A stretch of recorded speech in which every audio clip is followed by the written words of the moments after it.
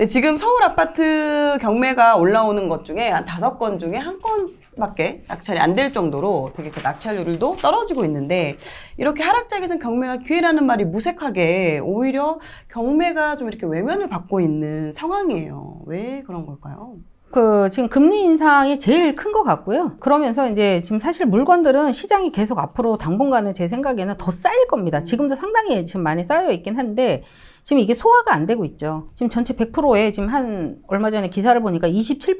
이 정도밖에 지금 소화를 못 하고 있더라고요. 예전에 거의 90% 이상은 다 소화가 됐다고 하면. 그러니까 10개가 나오는 것 중에 한 2-3개밖에 그렇죠. 지금 낙찰이 안 된다. 아무도 안 사간다는 거죠. 사람들 심리적 위축이 굉장히 크다. 우리나라가 미국 금리를 안 따라갈 수는 없잖아요. 그죠? 근데 지금 미국에서도 지금 내년, 그러니까 올해까지도 거의 계속 금리 인상을 계속 갈 수밖에 없다. 어떤 그런 분위기 때문이라도 더더욱 이게 그렇지 않을까, 이런 생각을 좀 합니다.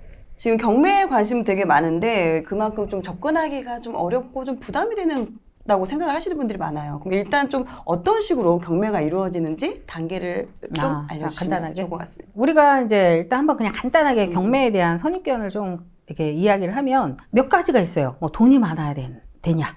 그죠? 우리 지금은 사실 이제 제가 이제 수업을 강의를 하면서 이렇게 둘러보면 20대도 굉장히 많거든요. 예, 30대도 많고. 그런데 저 역시도 시작할 때 보면 최소한 한 50대, 60대는 돼야지 경매를 하는 게 아닌가. 돈 있는 조금 어르신들이 이런 생각을 했다는 말이죠. 부동산이라는 거 그 자체가 절대가가 그쵸. 크니까. 그죠. 그게 이제 어떻게 보면 결국은 와서 저도 이렇게 일을 하다 보니까 선입견이라는 거죠.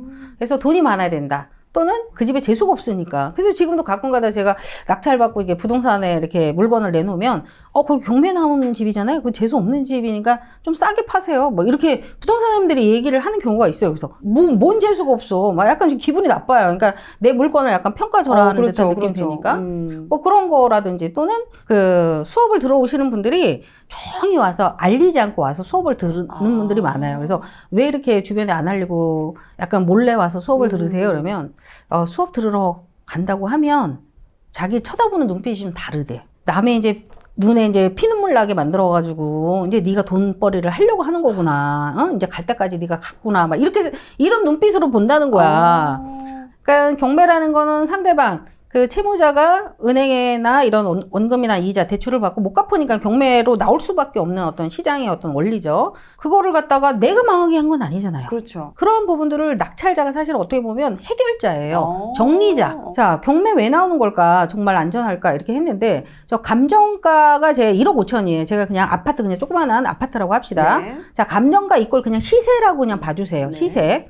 자, 시세 아파트가 1억 5천짜리가 있는데, 이제 등기부 등본이라는 게 있어요. 그 집에 대한 어떤 소유자가 누구였냐, 돈을 얼마 은행에서 빌려왔냐, 이런 등기부 등본을 딱 펼쳐봤더니 이 집을 사면서 8천을 대출을 받아서 처음에. 자, 가압류 신용보증재단에서 아마 무슨 신용보증재단 같은 데는 이제 한 2천만 원, 3천만 원 소상공인들을 위해서 이제 대출을 또 해주거든요. 저런 것만 봐도, 저 신용보증재단에서 4천을 빌려왔는데 돈을 못 갚았구나. 그래서 가압류가 걸려 있구나. 저런 것만 봐도, 이 사람이 그냥 일반적인 사람은 아니고 뭔가 사업을 하다가 잘못됐구나라는 게 느낌적인 느낌으로 이제 보여지는 거죠. 그냥 딱 봐도 되게 복잡하다. 그렇죠. 예. 복잡한 건 다 필요 없고, 자, 시세가 1억 5천인데 이 부채 그 합이 2억 7,400이에요. 그러면 이제 소유자는 어떻게 해요? 거의 일반적인 행동이 부동산 가서 자, 우리 집 팔아 주십시오. 빨리 금매로도 팔아요. 나 지긋지긋합니다. 이렇게 할 거란 말이에요. 그럼 부동산에서 자, 주소 어떻게 되시죠? 자, 몇 동 몇 호 쭉 했더니 저렇게 나와. 부동산에 뭐라 그래요? 아니, 지금 부채가 2억 7,400인데, 지금 집이 1억 5천밖에 안 됐는데, 지금 어디 와서 이거를 지금 팔려고 생각하시냐고, 누가 지금 2억 7,400을 안고 누가 사겠냐고, 이 집을. 이렇게 이야기를 한다는 거죠. 다른 부동산 가도 똑같은 얘기야. 그렇죠. 시세가 부채보다 훨씬 많아야지 이게 가능한 거지. 그렇죠. 8천, 3천, 3천. 저 합을 해보면 얼마예요? 자, 1억 4천이에요. 그러면 시세가 지금 팔릴 수 있는 시세가 1억 5천이면 저 밑에 가압류 이런 아이들 붙기 전에 저 3개 정도의 근저당만 있을 때 1억 4천에, 만약에 1억 5천에 팔았다. 그러면은 소유자는 1,000만 원 다 갚고 이사를 나오면 되는 거였죠. 타이밍은 딱 저 때였어. 근데 그 뒤로 계속 가압류가 뒤에 붙은 거죠. 그러다 보니까 이거는 일반 시장에서 거래가 될 수가 없죠. 지금 시세가 1억 5천인데 저렇게 더 많이 가압류나 이런 거를 계속 걸 수가 있는 건가요? 그럼요. 이거는 지금 담보물건 근저당은 니네 집 얼마짜리니 라를 근거로 해서 근저당을 네네. 잡아요. 그래서 1억 4천 충분히 됐어요. 자, 가압류 이런 것들은 너희 집을 보고 해주는 게 아니라 당신의 신용, 당신의 사업 이걸 보고 해주는 거기 때문에 충분히 개인적으로 해줄 수 있는 거죠. 근데 그거를 저 어떤 권리를 갖다 그대로 끌고 가가지고 이걸 매각을 한다. 그러면 어떤 사람이 입찰을 저 2억 7,400을 그대로 안고 낙찰을 받겠어요. 그죠? 오히려 경매는 싸게 받는 게 그렇죠. 이익인 건데. 그러다 보니까 법원의 어떤 직권, 법에 근거해서 자 낙찰이 되면 싹 저런 지저분한 권리가 싹 없어지면서 깨끗한 등기부 등본을 너 이름, 자 홍길동 너 이걸로 해서 깨끗한 등기부 등본 만들어줬으니까 시작해봐. 이렇게 되는 게 경매의 절차예요. 그래서 제가 이제 경매 이꼴 하자 있는 물건 저런 물건을 낙찰 받으라는 게 아니고 결국은 권리, 지저분한 권리들이 해결할 수 없는 권리들이 덕지 붙었는데 그 하자 있는 물건을 우리가 옥석을 가려서 아 이거는 권리 분석으로 낙찰이 되면 아무 문제가 없구나. 뭐 100개가 걸려도 200개가 걸려도 아까처럼 별 문제가 없구나. 근데 기본적으로 하자는 있다는 거지. 하자가 있으니까 경매로 그렇죠, 왔으니까. 그렇죠. 그래서 제가 경매 이꼴 하자 있는 물건이다. 그 투자하거나 이런 이제 입찰을 하려고 하는 사람들이 옥석을 그래도 이쁜 애, 입지가 좋거나 학군이 좋거나 이런 애를 이제 고르면 훨씬 더 어떤 재테크 차원에서 좋다. 이런 이야기를 하는 거죠. 이런 것들은 어찌됐든 뭐 사전조사에서 충분히 이제 이루어져야 그쵸. 되는 그런 네. 부분들이겠네요. 그쵸. 그럼 이게 지금 경매가 우리가 그러면 올라오는 그 공고를 보고 이제 확인을 하잖아요. 그러면 그런 대법원 사이트나 이런 공고를 보고 그리고 나서 뭘 해야 되는 거죠? 그 대법원 사이트에 가보면 이제 대법원 경매 정보에 있어요. 근데 조금 그 법원 사람들이 보기에는 편하고 일반인들이 보기에는 불편해요. 네. 그리고 서류 이게 첨부 서류 우리가 더 보고 싶은 서류들이 없기도 하고 부족하기도 하고 그래서 이제 우리가 보통 유료 사이트들을 많이 쓰죠. 뭐 이런 지지옥션이라든지 옥션이라든지 여러 가지 탱크 옥션. 그래서 거기에 가보면 이제 기본적으로 법원에서 제공하는 DVD를 다 보여주고 추가적으로 거기 있는 그 직원분들이 사진을 더 찍어온다든가 서류를 뭐 등기부 등본을 떼가지고 스캔해서 쫙 우리한테 보여준다든가 이제 그걸 다 유료화해서 하니까 자 그래서 뭐 한번 우리가 권리 분석을 그냥 간단하게라도 다들 어려워하니까 자 경매는 어떤 흐름으로 흘러가냐면요. 네. 자 물건 검색을 해요. 아까처럼 대법원에서 내가 찾을 수 있고 뭐 아니야 나는 그냥 돈 주고 그냥 유료 사이트에서 조금 해서 볼래. 그럼 그런 유료 사이트에서 물건 검색을 하죠. 그래도 조금은 아는 동네가 낫다라는 거죠. 처음 시작할 때는 검색을 해. 그래서 물건이 발견됐네. 그러면 일단 현장을 가보는 게 낫죠. 네, 그래서 현장을 가서 봤더니 괜찮아. 뭐 학교도 있고 지하철도 가까이 있고 그래서 입찰을 해봐야 되겠다라는 생각을 하는 거죠. 그래서 입찰을 하고 이제 낙찰까지 받게 되면 그곳에 사는 사람을 이제 내보내는 전체적인 어떤 거를 이제 명도를 통해 가지고 하게 되면 이제 경매의 어떤 프로세서가 이제 끝이 나는 거죠. 그럼 이 과정에서 좀 일반인들이 어려워하는 부분 먼저 하나씩 좀 들어가 보도록 할 텐데요. 일단 가장 어려워하는 부분이 권리 분석. 네네네. 뭔가 이게 또 되게 막 법적 용어가 나올 것 같고 그쵸. 어려운 네, 용어가 나오다 맞아요. 보니까 읽어보다가 그냥 포기를 하게 되는. 맞아. 현장 조사 가기 전에 그러니까. 권리 분석에 대해서 좀 이렇게 설명을 좀 해주시고 이 네. 부분만 체크하면 괜찮다. 예. 네, 제가 한번 쉽게 한번 설명해 네. 보도록 하겠습니다. 자, 권리 분석은 그냥 사실 이게 용어라는 것들이 우리가 지금 아까도 얘기했지만 경매라는 거는 민사집행법에 근거해서 법원이 대신 이 물건을 매각해 주는 거예요.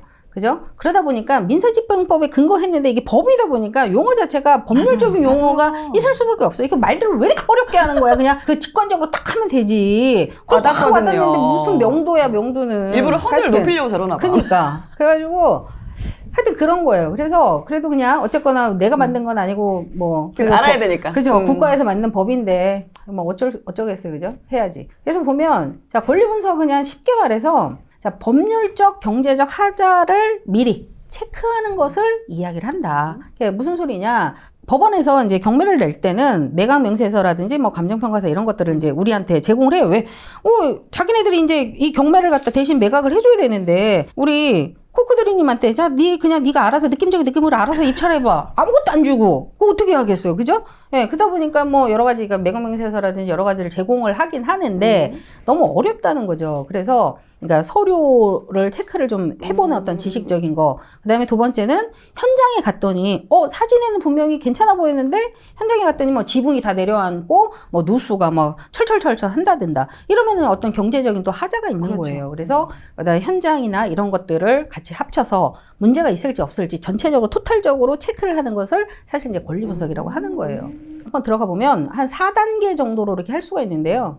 자, 1분 안에 끝내는 권리 분석이라고 했는데 사실은 1분도 안 걸려요. 몇 초면 다 끝나는데 요게 이제 몇 번만, 한 10번 정도만 내가 수기로 연습만 해도 정말 몇 초 만에 다 끝나요. 자, 말소 기준을 1단계 저희가 찾으라고 했는데 말소라는 거 아까 뭐라고 그랬어요? 낙찰이 되면 싹 지저분한 권리가 없어진다고 그랬죠. 네네네. 근데 뭐 없어져도 무슨 기준점이 있어야지 없어질 거 아니야. 그렇죠. 어디서부터 없어지는 건지. 어디 혹여 권리가 남아있기도 하고 거의 대부분은 다 없어지는데 혹여 어떤 것들은 살아있기도 하고 뭐, 어떤 것들은 싹 없어지기도 하거든요. 그럼 선순위 뭐 이런 이야기 그렇죠. 나오니까. 예, 그러니까 그게 기준점이어야 되는 거야. 그러니까 말소. 웬만해서는 법원에서의 경매는 말소주의를 채택을 해요. 다 없앤다. 그래야지 이 사람이 새 것으로 시작을 한다고 그랬잖아요. 그래서 말소라는 거를 갖다 해주는데 그래도 기준점은 있어야 된다. 그 이야기를 하는 거고요. 그리고 2단계는 자, 등기부등본을 봐야 돼요.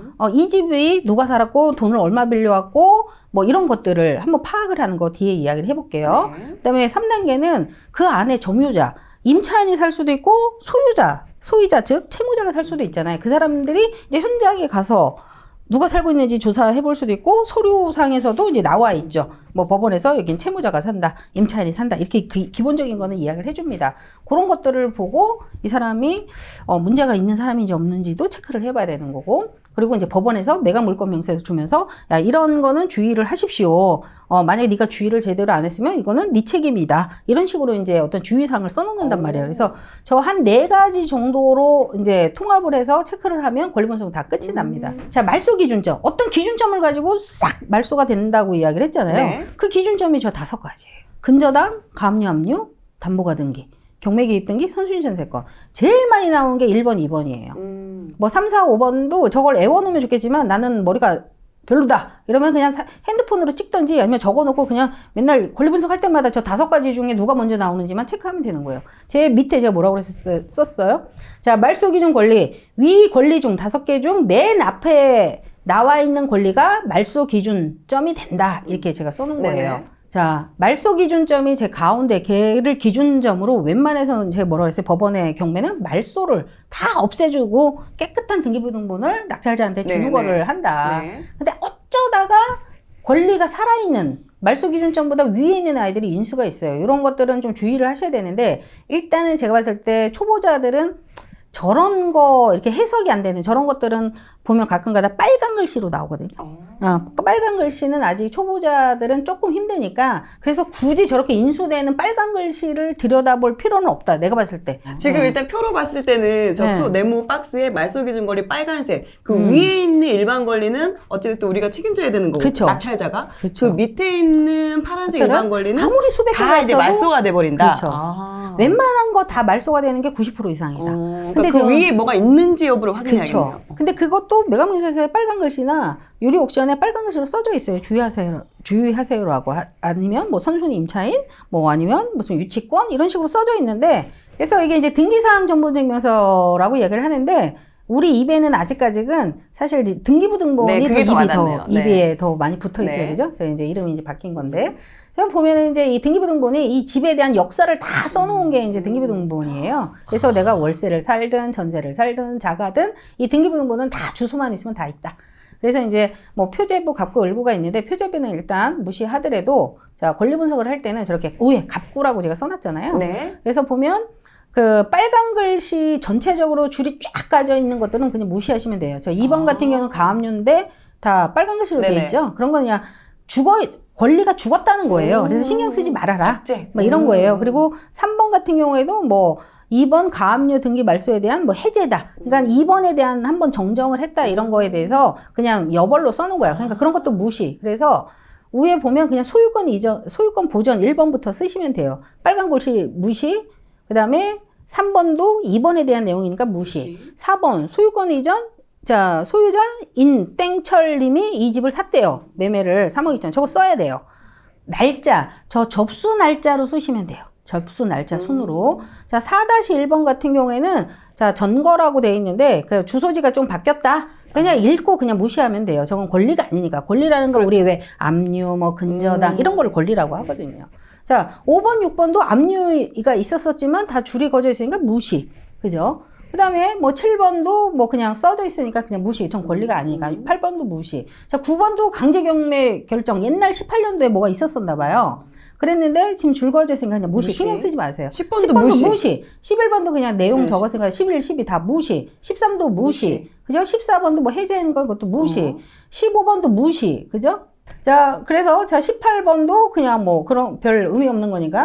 자, 19번에 임의 경매. 자, 누가 경매를 넣었냐예요. 열받아서 저 경매를 넣은 거예요. 저 사람이. 이번에는 이제 은행이 아니고 개인이 넣네요. 자, 20번도 그냥 무시. 21번 채권자. 저거는 경매가 또 한 번 들어갔네요. 네네네. 자, 이거는 채권자는 돈 빌려준 사람이 이 사람한테 채권자로서 경매를 넣은 거고 중복으로 해서 또 경매를 넣을 수 있어요. 다 넣을 수 있어요. 그래서 그러면 경매가 2번 진행되냐? 그건 아니고 한 번 경매로 해서 이제 돈을 순서대로 이렇게 받아가기 때문에 네네. 사건 번호만 틀리지 한 번으로 경매가 끝이 납니다. 하여튼 어쨌거나 21번도 임의 경매 정도 그냥 접수 날짜로 해서 적어 놓으면 좋죠. 22번 무시, 그죠? 23번 무시. 이렇게 해서 갑구는 끝났고, 자, 을구. 자, 을구도 보면 빨간 줄도 다 무시하면 돼요. 1번, 2번 무시, 3번, 4번 그냥 정제된 거 무시, 5번에 근저당 설정. 네, 전 들어가 권리예요. 있네요. 접수 날짜로 적으셔야 돼요. 그다음에 6번 근저당 설정. 권리 살아있네요. 적고. 7번, 살아있어. 근저당 설정. 살아있네요. 네. 자, 이렇게 해서 쫙 했다면 그 많던 복잡해 보였던 것들이 이렇게 그냥 한 장으로 이렇게 한 정리가 장으로 되네요. 정리가 오. 되죠. 그러면 아까 뭐라고 했어요? 말소 기준점 5개는 애우던지 잠깐 적어놓고 다니든지 핸드폰으로 찍고 다니든지. 근저당, 압류, 그쵸. 가압류. 그쵸. 근데 아까 제가 뭐랬어요? 1번하고 2번 근저당이나 가압류, 압류가 제일 많이 나오더라. 이 얘기 했잖아요. 네. 거기서 제일 빨리 나오는 아이를 찾으라고 그랬어요, 제가. 그럼 지금 2번. 이거 뭐야? 2번이죠? 네. 밑에도 3번 근저당 말소 기준점 맞아. 종류에 맞아. 4번도 맞아. 5번 압류? 얘도 말소 기준 종류에 맞아. 근데 제일 빨리 나온 애가 누구예요? 제일 먼저 하는 거, 2번. 농협권. 그죠? 근저당이죠. 제가 말소 기준점이 되면 그 밑으로는 뭐야? 낙찰이 딱 되면 싹 없어진다는 거. 이게 이제 말소 기준점 찾고 권리 분석의 끝이에요. 그럼 현장에 가서는 또 어떤 걸 좀 위주로 좀 보시나요? 저는 이제 뭐 내부 상태 아파트 같은 경우는 사실 그냥 네이버에 비슷하니까. 이렇게 치면 구조가 다 나오니까 뭐 3베이냐 뭐냐 이렇게 해서 나오니까 그걸 참고하고 사실 안에는 잘 안 갑니다. 관리소에서 관리비 안에서 뭐 충당금이라든지 이런 것들이 선수관리비로 다 뭐 문제가 생기면 누수가 있다든가 외벽 누수가 있다든가 다 처리가 되잖아요. 물론 이제 내부에 이제 문제가 되는 거는 낙찰을 받고 내가 하면 되는 거고. 그다음에 이제 빌라 같은 경우도 사실은 이제 내부를 안 보고 이제 외부를 보죠. 난 반드시 빌라는 저는 그러니까 가서 보는데 빌라는 이제 바깥에 이제 석회석 눈물이라고 해서 크랙이 이렇게 좀 가 있으면 그 사이로 이렇게 석회석 어떤 시멘트 그런 물줄기들이 좀 빠져나오는 경우가 있어요. 그리고 이게 금도 이렇게 가 있고. 그래서 그런 것들을 보면 이제 유추를 하는 거죠. 안에도 누수가 있을 수 있겠구나. 이렇게 몇 년씩 정도 되면. 그래서 이제 수리를 해도 괜찮겠다. 근데 위치라든지 여러 가지 호재가 괜찮다라고 하면 그 공사할 생각까지 해서 입찰을 하는 거고, 뭐 별로 그냥 쏘쏘해. 그러면 이제 안 하게 된다든가 이렇게 하죠. 그리고 이제 안에 내부를 안 보려고 하는 이유 중에 하나는 생각해 보세요. 내가 지금 코코드리님이 지금 이제 저기 채무자야. 그리고 내가 이제 막 입찰, 야, 이게 돈이 될까 안 될까 해서 이제 현장을 온 거야. 왔는데 가서 띵동띵동 이렇게 했어요. 그러면은 제가 첫 번째 손님이 모르는데 아마 제가 갔었을 때는 유찰이 한 번씩 이렇게 됐기 때문에 한 30번째 그 띵동띵동 사람이 됐을 거란 말이지. 그러면은 뭐 어떻게 해요? 어서 오세요. 물 한 잔만 드시고 자, 임장 힘드시죠? 이러고 가요? 그냥 내가 벌써 30번째 정도 됐으면 안 그래도 그죠? 지금 안 그래도 열받아 힘든데. 있으면 열받아 있는데 그죠? 오히려 또 이런 경우가 좀 비용이나 수리 비용이나 뭐 누수 비용이나 이런 거를 좀 책정을 해서 오히려 낙찰을 그쵸. 받을 때 그 금액을 좀 감안해서 감안해서 더 받는, 가격을 그쵸. 그렇죠. 얘가 너무 좋아. 좋으면 그 공사할 것까지 생각을 해서 감안해서 유찰이 좀 더 되고 가격이 더 저렴한 상황으로 받는 게 좋죠. 자, 그럼 또 두 번째로 어려워하는 부분이 명도에 대해서도 상당히 좀 불안해하시는 부분이 있어요. 채무자나 아니면은 뭐 세입자가 이렇게 살고 그쵸. 있는 경우가 많다 보니까 이런 경우 그분들을 또 이제 내보내야 되잖아요. 요즘은 예전에는 제가 움직일 때만 해도 여자들보다 남자분들이 조금 더 많았거든요. 조금. 여자분들이 이거를 진입을 함에 있어서 제일 무서워하는 게 맞아요. 예? 근데 저는 그것도 심리적이라고 생각하는데 이거를 투자하기 전까지는 경매를 이제 입찰하고 낙찰 받기 전까지 여자분들이 굉장히 착해요. 그래서 자기는 명도를 못 하겠대. 선생님처럼 그렇게 센 캐도 아니고 막 이렇게 가서 뭐 욕도 못 할 것 같고 막 이렇게 하는데 자 보세요. 거기에 이제 소유자나 임차인이 아직 안 나가고 버틴다고 합시다. 근데 그 심리적인 거는 뭐가 있다고 그랬어요. 이미 나는 집이 회사가 망했고 지금 우리 집이 경매로 낙찰될 걸 뻔히 알고 있는 사람이에요. 그 심리만 이용하면 돼. 그리고 또 언젠가는 결국에는 내가 그렇죠. 나가야 된다는 거를 알아. 알고 계시죠. 근데 속상하다고 그랬잖아요. 막상 또 낙찰자가 와서 너 언제 나갈래요? 뭐, 근데 이게 그런 심리 때문에 여러 가지 생각이 드니까 명도가 무서워서 선생님 저는 경매를 못 하겠어요. 뭐 이래. 근데 이게요. 투자하기 전까지는 무섭고 두렵고 그래요. 근데 낙찰을 딱 받는 순간, 자, 낙찰을 딱 받으면 제 10%가 들어가야 되거든요, 보증금이. 그냥 가령 최저가가 2억이다. 2억에 내가 낙찰을 받았어. 그럼 내 돈 2천만 원을 넣고 낙찰이 돼서 받아오는 거예요. 우리가 그 계약하면 10% 계약금 주는 것처럼. 그렇죠. 똑같아요. 그러면은 이미 낙찰이 됐어. 그러면은 그거 웬만해서는 물르기가 쉽지가 않은 거예요. 나를 낙찰자로 부른 이상. 그러면 어떻게 돼? 사람이요. 내 돈이 들어가면 눈에서 레이저가 나와요. 더 적극적으로 이제 뭔가를 그치? 이제 하게 되죠. 예전에는 이제 할까 말까 이렇게 했는데 아직 돈이 안 들어갔으니까. 근데 이제는 내 돈이 딱 들어갔거든. 그래서 눈에서 이제 레이저가 나오기 시작하는데 갔지 현장에 가서 저기요 이사 언제 나가실 겁니까? 막 이렇게 얘기를 하니까 지금 겨울이니까 이제 한 봄이나 돼서 나갈까 보다 시간을 더 줘요 안 줘요 막 이런 이야기. 물론 이제 뭐 고분고분해서 이제 빨리 나가시는 분들도 많이 있긴 하지만 시간을 다오 뭐 아니면 좀 무리하게 이사비를 뭐 요구를 한다든가 할 수 있죠. 처음에는 거의 다 초보자들 보니까 그래도 빨리 집을 얻으시고요. 뭐 어쩌고저쩌고 하면서 시간 좀 제가 다음 주나 다다음 주 올 테니까 좀 잘 좀 생각해 보세요. 하고서면 와요. 아직까지 너무 착해. 이제 여기 한 달 정도 지나고 나면 어떻게 돼요? 우리가 이제 경매도 자기 돈으로 다 하는 게 아니라 다 대출, 레버리지를 이용해서 하잖아요. 그러면 근데 대출을 받아서 이제 원금하고 이자가 한 100만 원 정도 나간다 칩시다. 한 달은 어찌어찌 해서 그 사람한테 시간 준다고 내 돈 그냥 100만 원 이자 냈어.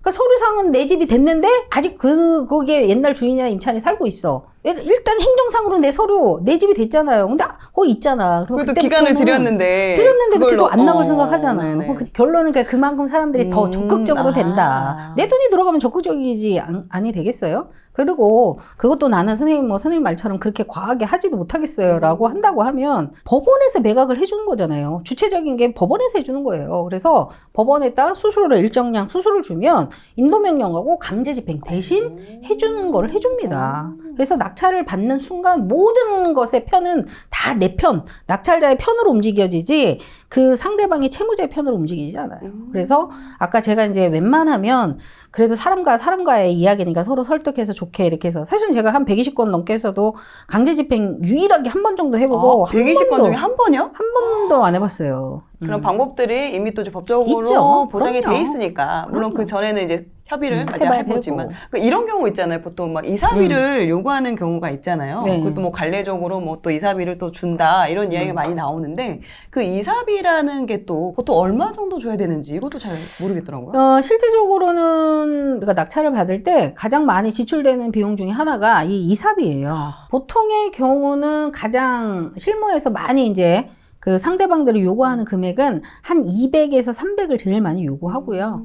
뭐 조금 좀 과하다 하면 한 500? 뭐 이렇게 이야기를 합니다. 이렇게 하는데 사실 이게 조금 억울한 면이 뭐냐면 우리가 만약에 그렇게 줬다고 해도 일단 비용 처리가 안 되고 그다음에 초보자들 입장에서는 제가 그래요. 아직 당신들은 이게 공부를 해도 내공이 좀 아직은 얕으니 그 수익이 많지는 않을 겁니다. 그래서 제가 이제 농담 삼아 자 300대기 500대기 하십시오. 처음에는 그렇게 해서 하나하나 조금 그다음에는 또 조금 한 뭐 700대기하고 1000대기 해라 이렇게 하는데 나는 지금 이거 300대기 하러 여기 경매 낙찰 받았는데 그쪽에서 이사비를 300 달래. 지금 뭐 하는 거예요? 지금 자선봉사 하려고 여기 지금 경매하는 거예요? 그렇잖아요. 그죠? 그래서 그런 경우는 이제 저 같은 경우에는 수익률에 맞춰서 이사비를 좀 약간 제시를 하는 편이에요. 이건 수익이 너무 좋다. 뭐 많이 준 거는 한 500도 준 적이 있습니다. 그러니까 충분히 내가 싸게 받았다. 네, 수익이 충분히 예상이 된다. 이러면 이제 이렇게 주기도 하지만 통상적 저의 어떤 그거는 한 100에서 150 정도 줍니다. 만약에 이제 배당을 받는 사람이다. 배당 받는다는 건 이제 그 임차인이 자기 보증금을 다 법원에서 받아가. 이런 사람들은 손해가 하나도 없거든요. 그런 사람은 이사비를 줄 필요가 없죠.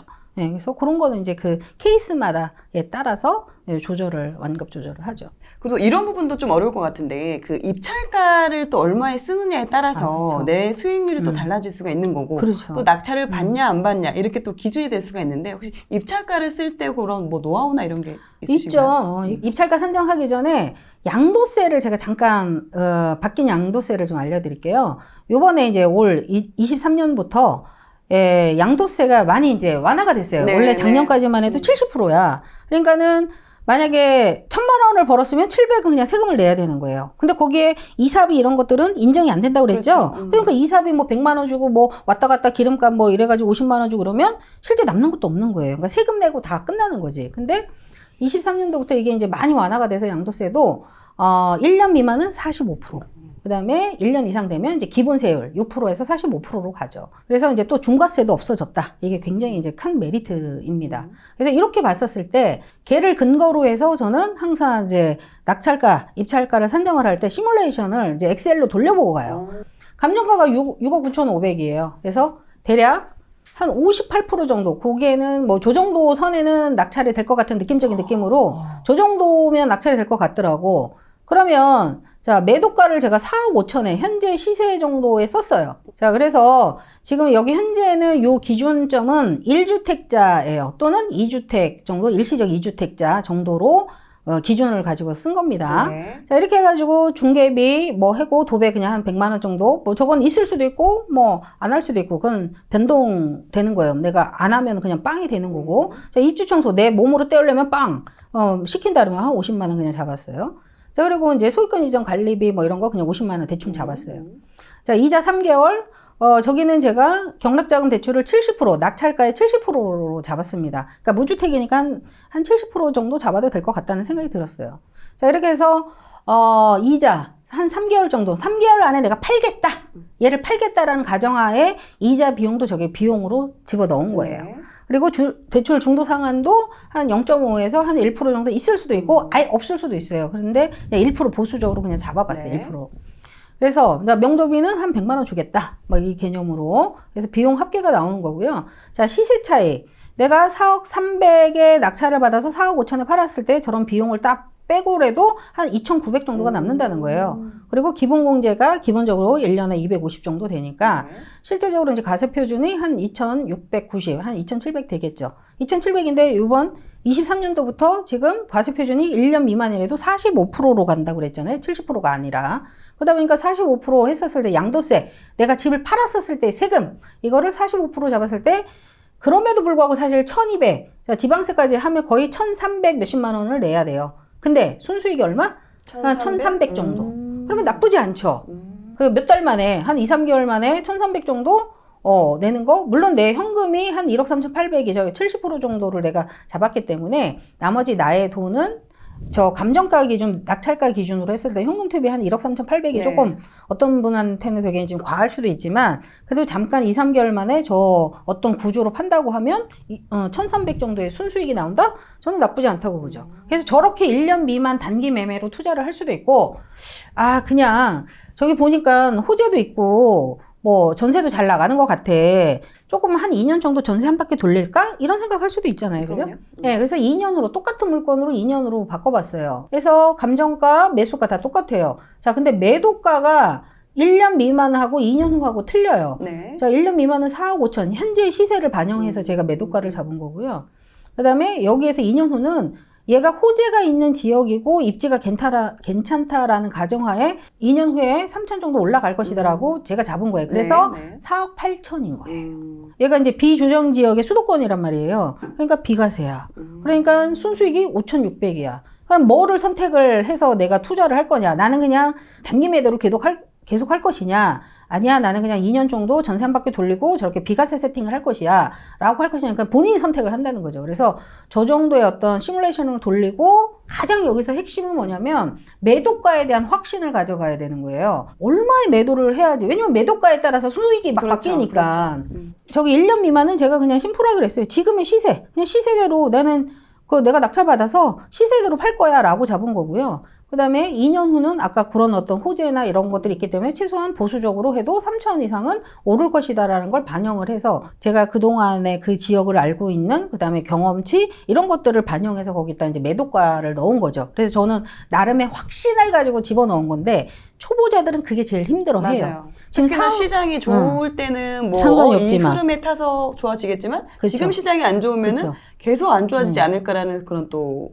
생각을 하게 되니까요. 그래서 임장을 좀 많이 다니시고 초보자일수록 더 움직일 필요가 있어요. 모르는 지역도 보면 한 번 갔을 때는 야 슈퍼가 어디 있는지도 헷갈리고 뭐 학교가 어디 있는지도 헷갈리고 이러지만 또 두 번째 가면 조금 뭔가 좀 달라 맞아요. 보이고 세 번째 가면 또 달라 보이잖아요. 그런 것처럼 그런 어떤 느낌들이 나한테 오는 확신으로 오거든요. 그래서 저는 초보자 시절 예전에 할 때 수도권만 거의 한 3,000군데 임장을 다녔어요. 그래서 웬만한 지도를 보면 어디에 슈퍼가 돌아가고 어디에 학교가 있고 이런 거 다 어느 정도 다 알고 있어요. 지금도. 그래서 여러분들 초보자들은 그 이론적인 어떤 스킬을 갖다 저희가 알려드리기도 하지만 그래서 어떤 분들은 그냥 지도만 뜩뜩뜩뜩 보고서면 이제 얼마 써야지 이렇게 하지만 실질적으로는 현장을 많이 다니셔. 폐차를 하더라도 많이 다니셔야지만 충분히 자기 어떤 내공과 이런 어떤 확신들이 들어선다는 거죠. 그럼 입찰가를 정할 때 물론 시세를 당연히 조사해서 봐야 되는 부분도 있지만 그 입찰가에 더불어 추후에 내가 얼마에 매도를 할 것인지 그리고 그렇죠. 내 수익률을 어느 정도 가져갈 그렇죠. 것인지 이 부분까지 참고해서 그렇죠. 입찰가를 정해야 되는 부분이 그렇죠. 있겠네요. 그래서 아까 이제 우리가 단기 매매 같은 경우는 지금 1,300 정도의 어떤 수익이 지금 이제 발생을 해서 제가 돌려봤지만 선생님, 저는요, 욕심이 굉장히 작아요. 저는 정말 한 뭐 100만 원 정도만 해요. 그러면 굉장히, 그냥 무조건 거의, 아까 저기에 대입을 하면 거의 무조건 낙찰이에요. 그리고 100만 원 남아. 왜냐면 그만큼 수익을 내가 덜 볼 거니까 그렇죠. 입찰가를 좀 올렸을 수 그렇죠. 있고 그러면 그만큼 낙찰받을 확률을 확률이 높다라는 높이니까. 거죠. 근데 내가 수익률 좀 과하게 뭐 내공도 없는데 난 이 판에 한 3천만 원 벌어야 되겠다 이렇게 해버리면 거의 낙찰 안 될걸요? 그렇죠. 그래서 제가 맨날 초보자들한테 하는 게 자 300뛰기 할 거예요, 500뛰기 할 거예요, 1000뛰기 할 거예요 이렇게 이야기를 하는 게 저런 어떤 매도가에 의해서 내 수익률이 막 바뀌니까 저렇게 하는 거죠. 이런 경우도 많거든요. 입찰을 맨날 가서 이제 하는데 계속 떨어지는 거죠. 어느 순간에는 낙찰을 위한 낙찰. 성공을 위한 그런 낙찰을 걸 하죠. 위해서 이제 가격도 그런 거 생각 안 하고 일단 낙찰 받고 보자. 그래서 이런 경우도 많아요. 가장 보면 그 초보자들 그게 문제예요. 저는 저거를 초보 시절부터 제가 엑셀을 돌려서 그렇게 움직이기 시작을 했거든요. 근데 요즘에 초보자들 보면 책 읽고 권리 분석까지는 할 줄 알아. 근데 도대체 얼마가 남는지를 모르고 그냥 나는 7이 좋으니까 77777. 어떤 사람은 9가 모든 숫자를 이긴다 그래서 뭐 99999 이렇게 쓴다든가 이렇게 하는데 그건 아니라는 거지. 그냥 아까처럼 나는 500만 먹을 거야. 1000만 원 먹을 거야. 이렇게 해서 거꾸로 시세 조사를 해서 역으로 계산을 해야 되죠. 그래서 초보자들이 저런 걸 안 하셔. 그리고 양도세 이런 거를 바뀐 것들에 대해서 시뮬레이션을 돌려보면 충분히 내가 낙찰에 대해서 굉장히 가까워요. 낙찰을 위한 낙찰이 아니라 우린 낙찰은 사실 공 하나만 더 쓰면 낙찰인데 굳이 그게 무슨 의미가 있어요. 수익이 없는. 근데 저렇게 하게 되면 내가 최소한 어떻게 해야 되겠다는 전략이 다 들어가 있으니까.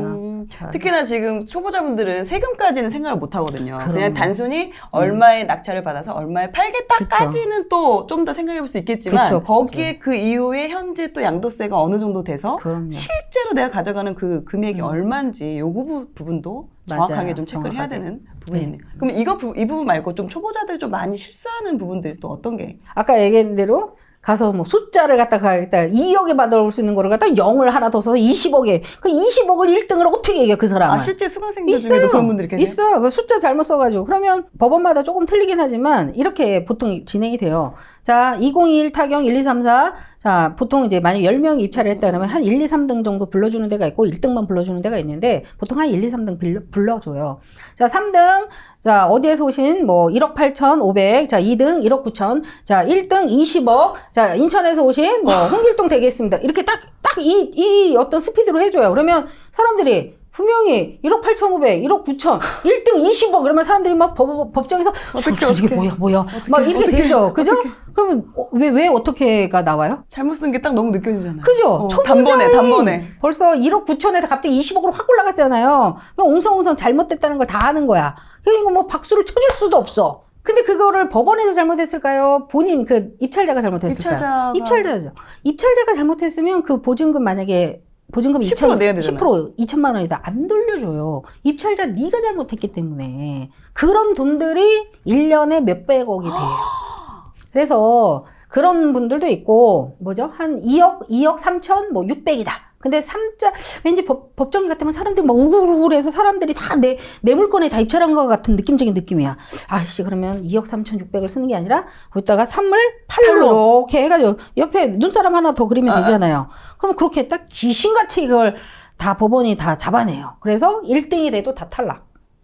그거 수정한 걸 알아내요? 네, 그래서 그럴 때는 빨리 입찰표 다시 하나 달라 해서 빨리 다시 쓰는 게 나아요. 뭐 그리고 이제 옛날 분들 막 거기다 줄 두 줄 긋고 자기 뭐 도장을 찍는다든가 이것도 무조건 탈락. 숫자에다 뭐든 손을 대면 무조건 탈락이야. 1등이 돼도. 뭐 그리고 그다음에 인감증명서 아빠 이름으로 이제 이거 낙찰 받게끔 해서 아빠 이름으로 이제 입찰서를 썼는데 갑자기 도장을 갖다 아빠 인감 도장을 찍어야 되는데 아빠 막 도장을 갖다 찍는다든가 뭐 이런 것들 아니면 인감증명서를 안 갖고 왔다든지 뭐 이런 것들 정말 사소한 웃기지도 않은 그걸 가지고도 실수를 되게 많이 해요. 그래서 1등이 됐음에도 뺏기는 거죠. 아, 맞다. 갑자기 생각났어요. 이거 얘기해도 돼요? 네네네. 제가 이제 얼마 전에 몇 달 전에 이제 토지를 낙찰 하나 받았어.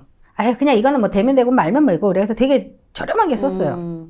아닌가 달라? 이게 이제 위치가 나쁘지 않아서 1등이 어떤 사람이 된 거예요. 그분이 가격을 갖다가 중간에 가격을 이제 만약에 뭐 000 끝자리가 있다 그러면 중간에 가격을 공을 하나가 빠진 거예요. 건너뛰고 거기에다 이렇게 쓴 거야. 공 하나가 빠진 거야. 자기가 뭐 쓰다가 실수를 했는지.